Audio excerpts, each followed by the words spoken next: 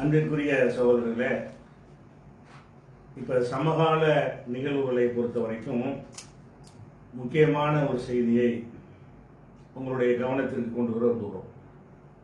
பொதுவாக நம்ம தௌஹீத் என்கிற இந்த கொள்கைக்கு வருவதற்கு முன்னால் பலதரப்பட்ட கொள்கைகள் நம்ம இருந்திருக்கிறோம்.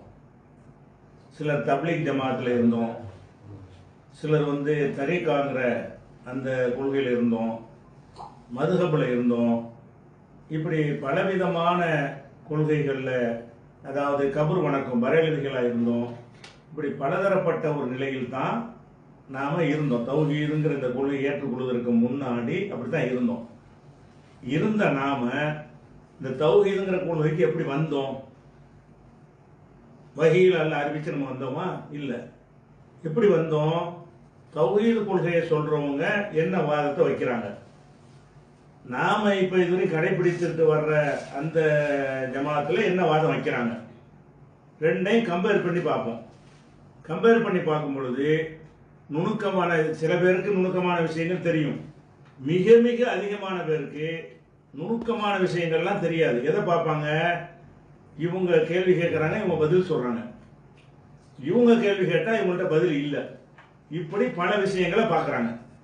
தர்கா வழிபாடாக இருக்கட்டும், ஜியாரத்தாக இருக்கட்டும், சூனியமாக இருக்கட்டும், மதுஹபாக இருக்கட்டும், தப்லீக் இஜ்திமாவாக இருக்கட்டும், தப்லீக்கில் பிரயாணம் பண்ணுறதா இருக்கட்டும், கத்தம்பாத்தியா போன்ற பிதத்துகளாக இருக்கட்டும், எதை எடுத்துக்கொண்டாலும் நாம் ஒரு கருத்தை சொல்லுகிறோம். மாற்று கருத்தில் இருக்கிற மக்கள் என்ன செய்கிறாங்கன்னா ரெண்டையும் கம்பேர் பண்ணுறாங்க. எப்படி பண்ணுறாங்க? இந்த தௌஹீது கொள்கையை சொல்லக்கூடியவங்க குர்ட்டாம கூட சொல்ல மாட்டேங்கிறாங்க, ஆதாரத்தை வைக்கிறாங்க. ஆதாரத்தை வைக்கும் பொழுது நாம் என்ன செய்வோம் என்றால் நம்ம வட்டாரத்தில் ஒரு ஆதாரத்தை வைக்குவோம், அவங்க அவங்க வட்டாரத்தில் ஒரு ஆதாரத்தை வைப்பாங்க. இதுக்கு தீர்வு என்ன என்று சொன்னால், ரெண்டு பேரும் ஒன்னா உட்கார்ந்து ஏன் முன்னாடி உன் ஆதாரத்தை வை, உன் முன்னாடி ஏன் ஆதாரத்தை வைக்கிறேன் அப்படின்ற ஒரு சபையில் வைக்கும் பொழுதுதான் நானும் கூட குறைய சொல்ல முடியாது. பொதுமக்கள்கிட்ட போய் மார்க்கம் சொல்றேன்னு வைங்க, பொதுமக்கள்கிட்ட நம்ம என்ன சொன்னாலும் ஏற்றுக்கொள்ற மக்கள்கிட்ட சொல்லும் பொழுது துணிஞ்சு போய் சொல்லலாம், ஹதீஸில் இருக்குன்னு விட்டு அடிக்கலாம். அந்த மக்கள் நம்மளை நம்புற மக்களாக இருப்பாங்களா, அவங்க அதை அப்படி ஏற்றுக்குருவாங்க. அப்போ கரெக்டாக இருக்க, சரியா சொல்லிட்டாரு, அரபில் ஏதோ வாய்ச்சார அப்படி நினைத்து கொள்வார்கள். அந்த மதுஹபில் உள்ள மக்கள்கிட்ட அவங்க என்ன செய்வாங்க? மதுஹபில் உள்ளதெல்லாம் இஷ்டத்துக்கு வாயில் வந்தெல்லாம் மார்க்கம்னு சொல்லுவாங்க. அந்த மக்கள் என்ன செய்வாங்கன்னா நம்ம அஜரத்து கரெக்டாக தான் சொல்லுவாங்க அப்படி நம்புவாங்க. அப்போ மார்க்கத்தை சொல்லும் பொழுது எதிர்கருத்து உள்ளவனுக்கு முன்னாடி சொல்லையில தான் எச்சரிக்கையோட சொல்லுவாங்க, கவனமா சொல்லுவாங்க, பிழை இல்லாம சொல்லுவாங்க, சொன்னா மாட்டிக்கிறோமேன்னு கரெக்டா சொல்லுவாங்க. அந்த மாதிரி ஒரு அடிப்படையை கவனித்து நாம என்ன செஞ்சோம் என்று கேட்டால், அந்த எதிர்த்தரப்புல உள்ளவர்களை நீங்க நேருக்கு விவாதத்துக்கு வாங்கன்னு கூப்பிட்டோம். எத்தனை விவாதம்? ஒரு விவாதம், ரெண்டு விவாதமா? துவக்கத்தில் இந்த ஏகத்துவ பிரச்சாரத்தை துவக்கிற நேரத்தில் கோட்டார் பகுதியில் ஃபர்ஸ்ட் விவாதம். பெரிய பெரிய அபூபக்கர் முஸ்லியார்னா அவர் இன்னைக்கு சுன்னத் ஜமாத்துக்கு பெரிய லீடர், அவர் கேரளாவில். அந்த அந்த அபூபக்கர் முஸ்லியாரை அவரை பெரிய குருவாக கடவுள் மாதிரி வைத்திருக்கிறார்கள். அவரோட வைத்து விவாதம் பண்ணி தயாரான்னு கேட்டாங்க. தயார்னு சொன்னால் நம்ம பெரிய அந்த நேரத்தில் நம்ம பெரிய நாலேஜெலாம் நமக்கு கிடையாது, நம்ம ஹக்கில் இருக்கும்னு தெரிஞ்சது. அப்போ அதில் ஒரு விவாதம் பண்ணும் பொழுது தான் மக்கள் கவனிக்கிறாங்க, இவங்க குரானை சொல்றாங்க, இவங்க ஹதீஸை சொல்றாங்க, இவங்க கதையை சொல்றாங்க, இது பொய்யா இருக்குது உண்மையா இருக்குது என்று அந்த அந்த இரு வாதங்களையும் கவனித்த பிறகுதான் அந்த குமரியில், அந்த கவுட்டாரில் நடந்த முனாலரான்னு சொல்லக்கூடிய 3 தலைப்புகளில் நடந்த விவாதத்துக்கு பிறகுதான் தௌஹீது எழுச்சி அந்த பகுதிகளில் வந்தது, தாறுமாறா வளர்ந்தது. அதே மாதிரி ஒரு காதியானிகள் போய் ஒரு பிரச்சனையை கிளப்போது அவங்கள்ட்ட விவாதம் பண்ணணும். அதே மாதிரி மதுஹப்காரங்கள்ட்ட பண்ணணும், பரேலவிகள்கிட்ட பண்ணணும். இப்படி பலதரப்பட்ட மக்கள்கிட்ட விவாதம் பண்ணும் பொழுதுதான் பொது மேடையில் சொன்ன விஷயத்தை நம்ம முன்னாடி அவங்களுக்கு சொல்ல முடியல. எதை பொது மேடையில் ஆதாரமாக சொன்னார்களோ அது விவாத சபையில் அவங்க சொல்ல முடியாது. ஏன்? நம்ம குறுக்கிட்டு கேள்வி கேட்டுருவோம், அதை மறைக்கிறோம் என்பதற்காக வேண்டி அதில் கொஞ்சம் கரெக்டானதை பேச ஆரம்பிப்பாங்க, அதில் நிறைய மாட்டிடுவாங்க. இப்படித்தான் நம்ம தௌஹீதுக்கு வந்தோம். எல்லாமே தௌஹீது கொள்கைக்காக வந்தவங்கலாம் இப்படி தான் வந்தாங்க. அது இல்லாமல் வளர்ந்துருச்சு ஒரு இயக்கம், நமக்கு ஒரு பொருளாதார உதவி கிடைக்கும், அல்லது ஒரு பதவி கிடைக்கும், நம்மளுக்கு ஒரு மர்க்கஸ் இருக்குது, இப்படி செட் ஆனவங்கள விட்டுருங்க. அவங்க அதுக்கு வந்தவங்க அது காலத்துக்கு ஒன்று ஹக்குக்கு வரமாட்டாங்க. ஹக்கை விளங்கி வந்தவங்கள ஹக்கு பாத்தில்ங்கிற மார்க்கத்துக்கு தீனுக்காக தான் இந்த இயக்கத்துக்கு வந்தோம், ஆகிரத்தில் வெற்றி பெறுவது தான் வந்தோம்னு அந்த கொள்கைக்கு மட்டும் வந்தவர்கள் இந்த விவாதங்களின் போதுதான் இது சரியா அது சரியா என்பதை பிரித்து அறிந்து வந்தார்கள். மீதி உள்ளவங்கெல்லாம் வளர்ந்து விட்ட ஒரு இயக்கம் என்பதற்கு வருவார்கள். இது வளர்ந்துருச்சு, அவங்கள கணக்கில் எடுக்க வேண்டியதில்லை, அவங்க எந்த காலத்திலும் அப்படித்தான் இருப்பாங்க. இப்போ நாம கேட்பது என்னன்னு கேட்டா, இப்போ தமிழ்நாடு தௌஹீத் ஜமாத்துங்கிற அந்த இயக்கத்தின் மீது 7-9 மாதங்களாக அவர்கள் மார்க்கத்தில் தப்பான பெருநாளை நாசமாக்கினார்கள், குர்பானியை நாசமாக்கினார்கள், அகீதாவை நாசமாக்கினார்கள், அமீர் கட்டுப்படும் என்று சொன்னார்கள், சஹாபாக்களை தவறே செய்யாதவர்கள் தௌஹீதையே குழி தோண்டி புதைக்கக்கூடிய கொள்கைகளை சொன்னார்கள். இப்படி நிறைய தப்பும் தவறுமாக மசாயல்களை சொல்லி மக்களை வழிகெடுக்கிறாங்க என்ற ஒரு பாரதூரமான குற்றச்சாட்டை நாம வைக்கிறோம். அப்ப எதிர் தரப்புல உள்ளவங்க இல்லைன்னு சொன்னா என்ன செய்யணும்? தௌஹீத் ஜமாத் வரைக்கும் என்ன செஞ்சிருக்குது? நாம தான் விவாதத்துக்கு அழைக்கக்கூடியவர்களாகவும் மற்றவங்க ஓடக்கூடியவர்களாக இருக்கிறதா பார்த்துருக்கிறோம். இப்போ என்ன நிலைமைன்னு கேட்டா, நாம இதுக்கு பகிரங்க விவாதத்துக்கு வாங்க நம்ம அழைக்கிறோம். எவ்வளவு நாள் அழைக்கிறோம்? 7-8 மாதங்களாக அழைக்கிறோம். ஒவ்வொரு நேரலையிலையும் சொல்கிறோம், ஏற்றுக்கொள்ளல. அடுத்து என்னன்னு கேட்டா, பொருளாதாரம்னு சொல்லப்பட அந்த ஜமாத்தின் மீது வந்து கொள்கையை நேசிச்சு வந்தவங்க ஒரு பக்கம் இருந்தாலும் இவங்க காசு பணத்தில் சுத்தமாக இருப்பாங்க, அதில் மோசடி பண்ண மாட்டாங்க, அதில் வந்து என்ன கரெக்டாக கணக்கு காட்டுவாங்க அப்படிங்கிற ஒரு நம்பிக்கையை நம்ம வந்து கஷ்டப்பட்டு அதை நம்ம உண்டாக்கணும் மக்கள் மத்தியில். அந்த நம்பிக்கை இருக்கிற வரைக்கும் மக்கள் நினைஞ்சாங்க, அதற்காக வேண்டி வந்தார்கள். இப்போ கடந்த அதே 7-9 மாதங்களாக அந்த நம்பிக்கையும் சீரழிந்து விட்டது. பொருளாதாரத்துக்கு எதிராக கேட்கிற எந்த ஒரு கேள்விக்கும் பதிலே இல்லை. நம்ம பொருளாதார சம்பந்தமாக அன்னைக்கு தமுகவில் இருந்து நம்ம மேலே குற்றம் சுமத்தும் பொழுது, வாங்க நாங்கள் விசாரணைக்கு தயார், யாரை வேணா கூட்டிட்டு வாங்க, 3வது இயக்கம் கூட விசாரிக்கட்டும் என்று சொல்லி நம்ம டிஎன்டிஜே சார்பாக டிக்ளேர் பண்ணணும். அப்படிதான் இந்த பொருளாதார குற்றச்சாட்டு வரும் பொழுது அது தூய்மை நிரூபிப்பதற்காக வேண்டி என்ன வேண்டாம்னு சொல்லுவோம். சுனாமி விஷயத்திலையும் இதே மாதிரி பல ஐடி பிரச்சனை எல்லாம் வரத்தான் செய்யும், நம்ம அதை பார்க்கவே இல்லை. என்ன வந்தாலும் வந்துட்டு போகுது. நாங்கள் பணத்தை களவாடிட்டோம்னு சொல்றாங்கல்ல, அதை பற்றி பேசணும். நாங்கள் களவாடினால் நாங்கள் பொது வாழ்க்கையில் இருக்கக்கூடாது, நாங்கள் களவாடலைன்னா நாங்கள் அதில் இருக்கணும் அப்படிங்கிறதான் நம்ம பிரதானமாக கொண்டு அந்த விவாதத்திற்கு நம்ம தமுகவுக்கு அழைப்பு கொடுத்து அவங்க தான் மாட்டிட்டு போயிட்டாங்க. அது ஒரு விஷயம். அப்போ பொருளாதார குற்றச்சாட்டுகளை அப்படி நெருப்பாக இருந்தோம். கணக்கு கேட்டால் கணக்கு கொடுப்போம். குற்றச்சாட்டுகள் சுமத்தப்படுமையானால் அது அக்குவேர் ஆணிவேராக எந்த அளவுக்குலாம் கொடுப்போம். ஒரு தனிப்பட்ட கேள்வி கேட்கக்கூடாதுன்னா அப்படி கேட்பாங்க. குரானியை அதிக விலைக்கு விற்கிறீம்பாங்க, இதுக்கு ஜமாத்துக்கு சம்மந்தம் கிடையாது, புக்கெலாம் ஜாஸ்தி விலைக்கு விற்கிறீங்க அப்படின்னு கேட்பான். அதுக்கெல்லாம் கூட பேசுவோம் வாங்க என்று எந்த ஒரு விதமான குற்றச்சாட்டுகள் வைத்தாலும் அதுக்கு வந்து நேருக்கு நேராக எதிர்கொண்டு பதில் சொல்லி இருக்கிறோம். இப்போ என்ன நிலைமை? பல கோடி ரூபாய்களில் நம்ம முறைகேடு நடக்குன்னு சொல்றோம். முறைகேடு நடக்கிறங்கிற விஷயம் மார்க்க ரீதியாக ஆய்வு செய்கிற விஷயம்லாம் கிடையாது. கணக்கத்துக்கு போட்டால் மார்க் அறிவு இல்லாதவர்களே கண்டுபிடிச்சிருவாங்க.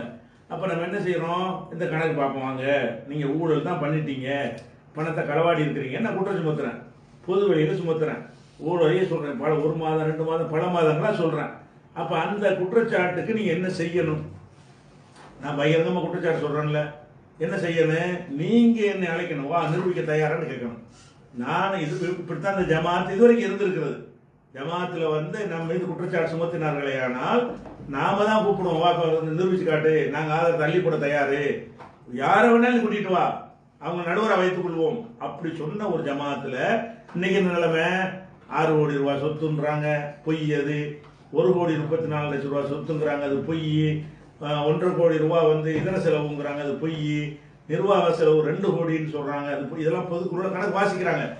பொய்யா கணக்கை வாசித்து அந்த பொதுக்குழுவோடு அந்த பணத்தை வந்து அவங்க சுட்டி கொள்கிறார்கள். இந்த குற்றச்சாட்டை சுமத்தினால் நீ என்ன செய்யணும்? அதை வந்து நிரூபிக்கணும். வந்து இல்லை இதர செலவு இந்த 1,50 கோடிக்கு எல்லாரும் நம்புற மாதிரி நீங்க செய்யணும். 2 கோடி ரூபாய்க்கு நீங்க வந்து நிர்வாக செலவு பண்ணிருக்கீங்க, 2 கோடி ரூபாய்க்கு நிர்வாக செலவு வருமா? இந்த விஷயத்துக்கு இந்த சம்பளம் இவ்வளவு, கரண்ட் பில் இவ்வளவு கணக்கு போட்டு 2 கோடி காட்டுறது பெரிய விஷயமா? அப்ப நிர்வாகம் ஒரு வருஷத்துக்கு நிர்வாக செலவு 2 கோடி கணக்கு காட்டுறீங்களான்னு கேள்வி கேட்கிறேன். அப்ப இதுக்கு ஆன்சர் பண்ணவும் இல்லை. தனியா வாங்க பொதுக்கிழமைக்கு வாங்க சொல்றோங்கிறாங்க. தனியா வந்து என்ன சொல்றாங்க? கணக்கு காட்டுறது இல்லை, நாங்க எடுப்போமோ அல்லாம சத்தியமா எடுக்கல, இப்படி களவாடி விட்டு அல்லாமல சத்தியம்னா அது ஏற்றுக்கொள்வது மார்க்கத்தில் உள்ளதா? கணக்குன்னா கணக்கு, அதை காட்டுங்க. அப்ப இதுக்கு நம்ம என்ன செஞ்சோம்? பகிரங்க அறைகூல் விட்டோம். அதுக்கு மழுப்பி கொண்டு நாங்கள் செய்திருப்போமா, பொதுக்குழுல கணக்கு வாசிகள் ஆதாரமாக காட்டலாமா, இப்படி எல்லாம் வந்து கோமாளித்தனமாக பேசினார்கள். ஒவ்வொரு நிர்வாகி ஒவ்வொரு விதமான பதிலை சொன்னார்கள். ஒவ்வொரு மாதத்திற்கு ஒரு பதிலை சொன்னார்கள். ஒவ்வொரு ஊருக்கு ஒரு பதிலை சொன்னார்கள். நேற்று சொன்னதுக்கு மாத்தமா இன்றைக்கு சொன்னார்கள். இப்படி பொய் பொய் பொய் பொய் இந்த பொருளாதார விஷயமாக சொன்ன பொய்களை அவ்வளவு பட்டியல் போடுற அளவுக்கு இருக்குது. மாற்றி மாற்றி பேசினார்கள். அப்போ நம்ம இதுக்கு நம்ம விவாதத்துக்கு வாங்கன்னு கூப்பிடுறோம், மாட்டேன்ட்டாங்க. அதுக்கப்புறம் ஜமாத்து நன்மையை கருது நீங்கள் இது மாதிரி உங்களை சுற்றிய வளர்ச்சிட்டு இருக்கிறாங்க, நீங்கள் எல்லாம் ஒதுக்கிருங்கன்னு கேட்டு நான் சரிட்டு வந்துட்டேன். ஒத்துக்கிட்டாருன்னு சொல்லிட்டு அப்புறமேல தேவையில்லாமல் பொய்கள் எல்லாம் பரப்பி கேவலப்படுத்துனீங்க. அப்போ நான் வந்து நீங்கள் ஜமாத்து நன்மைன்னு சொன்னதுனால தான் ஒத்துக்கிட்டேன். அவ்வளோ பொய் நிரூபிங்க, வாங்க உங்கள் ஆதத்தை அள்ளி போடுங்க, என்னென்னலாம் இருக்குது, அந்த வீடியோ இருக்குது இந்த வீடியோ இருக்குது அப்படி இப்படின்னு சொல்லி மக்கள்கிட்ட கொண்டே எல்லாத்தையும் மண்டையை கழுவி நினைஞ்சாங்க. அதை வந்து அந்த அந்த அந்த பேசின விஷயங்கள்லாம் உண்மைங்கிற மாதிரி ஆக்கி கொடூரமான ஒரு ஆள் மாதிரி சித்தரிக்கிற வேலையெல்லாம் செஞ்சாங்கல்ல. இப்போ நான் என்ன செஞ்சேன், நேருக்கு நேரம் வாண்டு கூப்பிட்டேன். நிரூபிச்சா ஈஸி தானே. நிரூபித்து விட்டால் எனக்கு பின்னாடி ஒருத்தன் இருக்க மாட்டானே. அப்போ என் மீது சுமத்தினது பழிதான் சுமத்தீர்கள், பொய் தான் சொல்லி இருக்கிறீர்கள் சொல்லி நான் அடித்து சொல்கிறேன். அதுக்கு விவாதத்துக்கு கூப்பிட்றேன், என்ன செய்யறதுக்குல அதுக்கு முன் வர தயாராக இல்லை. இப்படி ஓடிக்கொண்டே இருந்தது. ஆனால் உண்மையான அறிவாளிகள் நேர்மையானவர்கள் என்ன செய்யணும், ஏன்ப்பா 2 பேரும் ஒரு சிட்டிங்கில் உட்காந்து முடிச்சுட்டு போங்களேப்பா, நாங்கள் பார்த்துக்குறோம், நீ சொல்றது பொய்யாங்கிறது நாங்கள் மதிப்பீடு போடுறோம்னு சொல்லி மக்கள் பார்வையாளரை வச்சோம்னா கண்டிப்பாக நான் சொல்வது பொய்யாக இருந்தால் என்னை தூக்கி மக்கள் எரிந்து விடுவார்கள். மதுகபை தூக்கி எறிந்தவர்கள், தரிக்காவை எறிந்தவர்கள், விதத்துகளை எல்லாம் எறிந்தவர்கள் இப்ப நான் சொல்றதுக்கு எதிர மாட்டாங்களா? நான் சொல்வது தப்புன்னு நிரூபித்து விட்டால் ஒருத்தரை முன்னாடி இருக்க மாட்டாங்க, சொல்லவே மாட்டாங்க.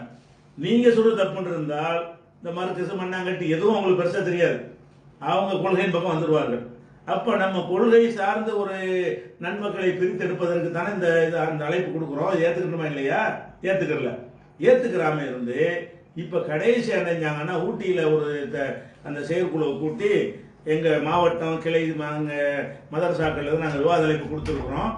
கணக்கு சம்பந்தமா உள்ள அறிவிப்பு எல்லாமே எங்க தலைமை ஒப்புதலோடு தான் நாங்கள் செஞ்சோம், நாங்க தான் அழைப்பு கொடுத்தோம்னு ஒத்துக்கிட்டாங்க. இப்ப அல்ஹம்துலில்லாஹ் இப்பவாச்சும் மனம் மாறிட்டாங்களே, அவங்க தலைமை தான் தலைப்பு கொடுத்துருக்காங்கிறாங்க, ரொம்ப நல்லதா போச்சுன்னு சொல்லி வாங்க நீங்க ஒத்துக்கிட்டீங்க. நாங்க இவ்வளவு நாள் அழைச்சோம், நீங்க மறுத்தீங்க. இப்ப என்ன செஞ்சிட்டீங்க, மாவட்டம் கிளையில விட்டு திட்டினது பூராம நாங்க சொன்னதான்ட்டீங்க. அப்ப என்ன ஆச்சுன்னா அது விவாதத்துக்கு தயார்னதுக்கு அர்த்தம். விவாதத்துக்கு தயார் நீங்க சொன்ன பிறகு நான் அதுக்கு தயார் என்று என்டிஎஃப் சார்பாக நம்ம கடிதம் கொடுத்துருக்குறோம். அந்த டேட்டு முடிஞ்சிருச்சு, போன திங்கக்கிழமையோட அந்த 15 நாள் டைம் முடிந்து விட்டது, கடிதம் வரல. என்ன அர்த்தம் அதுக்கு? அப்ப பொருளாதார விஷயத்துல அவர்கள் நிரூபிக்க வர தயாராக இல்லைன்னா களவாடி இருக்கிறார்கள். மார்க்க விஷயத்துல, அகீதா விஷயத்துல, கொள்கை விஷயத்துல மக்களுக்கு தௌஹீதைக்கு வந்த மக்களை ஷிர்கின் பக்கமும் வழிகேட்டின் பக்கம் கொண்டு செல்கிறார்கள் என்று பாரதூரமான குற்றச்சாட்டை வைத்திருக்கிறேன். அதுக்கும் விவாதத்துக்கு தயாராக இல்லை என்று பின்வாங்கி விட்டார்கள். என் மீது சொன்ன பழிதான் பொய் தான் சொன்னார்கள், அவ்வளவு திட்டமிட்டு அவதூறு, மூடிய அறைக்குள்ள உட்கார்ந்து மண்டையை கழுவினார்கள் என்று நான் குற்றம் சாட்டி இருக்கிறேன். அதுக்கு நேருக்கு நேரம் வந்து அதையாவது நிரூபிச்சுட்டு என்னை வந்து டேமேஜ் பண்ணிட்டு போங்கன்னு சொல்றேன், அதுக்கு மாட்டேன்றாங்க. அப்ப விவாதத்துக்கு அழைப்பு கொடுக்கும் போது மறுத்தார்கள். இப்ப ஒத்துக்கிட்ட பிறகு நம்ம மறு அழைப்பு கொடுக்கிறோம், அப்ப பின்வாங்கி விட்டார்கள். அப்ப என்ன விளங்கணும், நடுநிலையான மக்கள் என்ன விளங்க வேண்டும் என்று கேட்டால், இவன் கூப்பிடுறான் விவாதத்துக்கு, காசு விஷயமா நிரூபிக்கிறேங்கிறான், மார்க்க விஷயமா அது விவாதம் பண்ணி வழிகேட்டுன்னு நான் நிரூபிக்கிறேங்கிறான், அவன் மீது சொல்லப்பட்ட குற்றச்சாட்டா அதை போய் நிரூபிக்கிறேங்கிறான். இவங்க குற்றம் சுமத்தினவங்க ஒரு பெரிய சக்தியா இருக்கிறாங்க, நிறைய ஆட்கள் இருக்கிறாங்க, நிறைய நூற்றுக்கணக்கான ஆதாரம் வச்சிருக்கிறாங்கிறாங்க, சாட்சி வச்சுக்கிறாங்கிறாங்க, வீடியோ வச்சிருக்கிறாங்க. இவங்க ஏன் ஓடுறாங்க? இவங்க ஒத்தாளன்னு கூப்பிடுறான், அவங்க ஓடுறாங்க. அப்ப என்ன நம்ம விளங்கணும், பொதுமக்கள் என்ன விளங்கணும், உள்ள விஷயம் உங்களுக்கு விளங்காது. நான் சொல்றது பொய்யா, அவங்க சொல்றது பொய்யாங்கிறது அது விளங்காது, மனிதர்களை கண்டுபிடிக்க இயலாது, அல்லாஹ்வுக்கு தான் தெரியும். ஆனால் இந்த அறிகுறியை வச்சு நீ எந்த முடிவுக்கு வரணும், நான் வந்து அழைக்கிறவங்க மாட்டேங்கிறாங்க, அப்ப என்ன அர்த்தம், எல்லாம் பொய் சொல்லியிருக்கிறாங்க. அது பொய் மாற்றி மாற்றி சொன்னாங்க, என் விஷயமாகவே அவங்க சொன்ன பொய்களை அவ்வளவு இருக்கிறது. அப்ப இவங்க நிறைய பொய் சொல்லி பிளான் பண்ணி செஞ்சிருக்கிறார்கள் என்பதும் நிரூபணமாச்சு, காசு களவாடி இருக்கிறார்கள் என்பது நிரூபணமாகிவிட்டது. மார்க்க விஷயத்துல எல்லாமே வழிகளை போதித்திருக்கிறார்கள் என்பதும், அவங்க விவாதத்திற்கு வராமல் புறக்கணித்து ஓடுவதிலிருந்து பல விவாதங்களை கண்டவர்கள், பல பெரிய 20 அறிஞர் குழுவை அவர்கள் எழுதி வைத்து தான் நானே பேசுகிறேன்னு சொல்கிறார்கள். அந்த மாதிரியான அறிஞர் குழு வைத்திருக்கக்கூடியவர்கள் என்ன செய்யறாங்க, புறம் முதுகிட்டு ஓடுகிறார்கள். அப்ப நீங்க என்ன செய்யணும்னா, கொள்கைக்கு வந்த மக்கள் சிந்திக்கணும், நமக்கு உள் விஷயம் தெரியாது, நமக்கு வந்து காசு விஷயத்தை களவாண்டாங்கன்னு அது நிர்வாகத்தில் இருந்தவனுக்கு தான் தெரியும். அவங்க 2 பேரும் வச்சு பேசும் பொழுது தான் நம்மள்கிட்ட இவரும் போய் சொல்லலாம், அவங்களும் போய் சொல்லலாம். 2 பேரையும் வச்சு பேசும் பொழுது அப்படி போய் சொன்னா மாட்டிக்கிடுவாங்க, மடக்கிடுவாங்க. மடக்கிற ஆளுக்கு முன்னாடி தான் அந்த விவாதம் நடக்கணும் அப்படின்னு சிந்திக்கிற மக்களாக தான் என்ன செய்யணும்?